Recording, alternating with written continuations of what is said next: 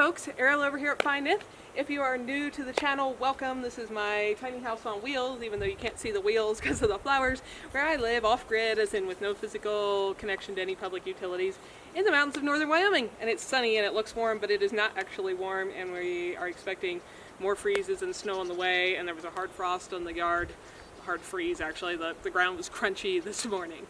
But as you can see, I just wanted to answer a few questions about what it looks like at this time of year. We're nearly at the end of September, and that's fall here, and this is what it's looking like. You can see a lot of my flowers are still blooming. That is because I make a great effort to only plant things that can survive frost. So we've had not just frost, but hard freezes, snow flurries, and most things are still happily blooming away. A few things have frozen, a few things are dying just because their kind of life cycle is naturally over, but that's what it's looking like here. Over in the garden, you can see there's a lot of holes, a lot of things are empty, as you can probably imagine, because you guys have seen a lot of videos about harvesting things out of there. This is wrapping up for the year for sure. The ground's soon going to be freezing very hard, and I'll need to get a lot of the rest of the stuff out of there. And a lot of my cool leafy things like kales and stuff will be here just looking just exactly like that till it's like, I don't know, 10 degrees or something. I can continue to pick that stuff even under the snow for a little while. But that's what the garden is looking like. Over here you can see woodpile. You can probably see the color difference. The big split logs, those are for the outdoor fire pit actually. The older stuff is on the bottom. The lighter stuff is newer splits on top. And if you look at that embarrassing looking bit of stacking, that was actually straight till Burley pulled sticks out of it trying to get to a chipmunk. And I think that end of the pile is going to fall over and I'm going to need to restack it. This pile is the rest of what's turning into my little baby firewood that goes in my wood stove inside, and that's probably what I'm going to be working at the rest of the day, cutting that into rounds and getting it split so that my firewood bin, which is behind that pile, my whole little pallet shed I made for my firewood, that will be full and ready to go as well. So that's one of the things I am working on and wrapping up here hopefully before too much later and it's really winter. If you want to see all of the fall color I get around here, these are serviceberry bushes. Didn't get any berries at all off them this year thanks to their very late freezes that killed the blossoms and therefore the berries.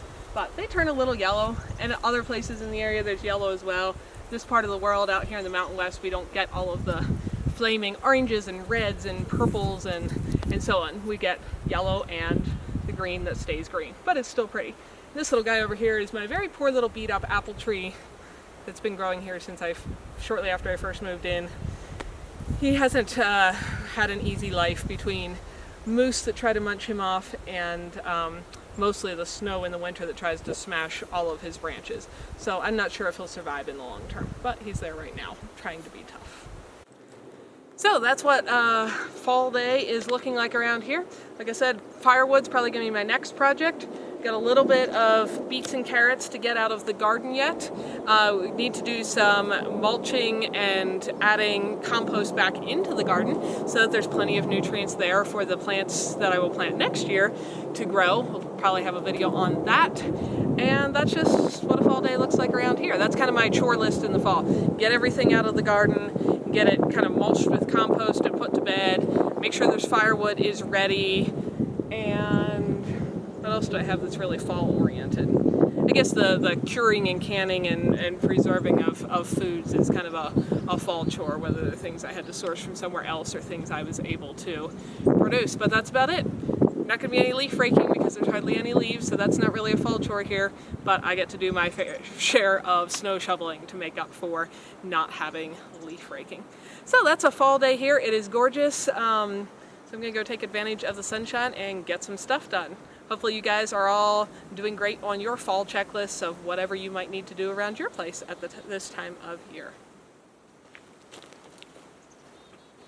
Hi folks, Ariel over here. Thanks for spending some of your valuable time watching these videos. Hopefully you found something beautiful, educational, interesting, peaceful, relaxing, or useful while you were here. If so, find more videos here, subscribe so you don't miss any updates, and if you like what you found here, feel free to like and share away so that others can benefit as well. You all have a wonderful day.